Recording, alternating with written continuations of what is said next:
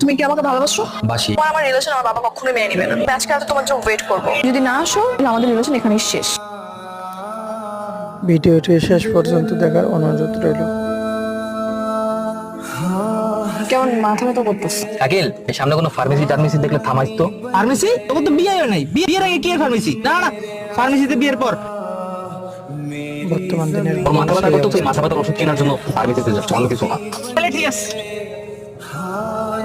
বিয়ে তো অবশেষে হয়েই গেল।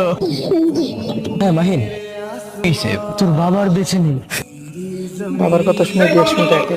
এই ছেলে আপনার মেয়েকে অপহরণ করেছে। এই ছেলে। না না স্যার, আমি কাউকে অপহরণ করিনি স্যার, আমার বাবা মারা গেছে স্যার। আমার ওকে ধরার জন্যই আমরা এই প্ল্যানিংটা করেছি।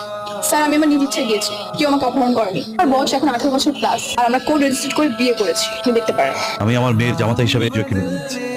এই ছেলে, এখনো বোকার মতো দাঁড়িয়ে আছো কেন? তোমার বাবাকে নিয়ে বাসায় আসো, আমাদের বাসায় অনেক কথা আছে।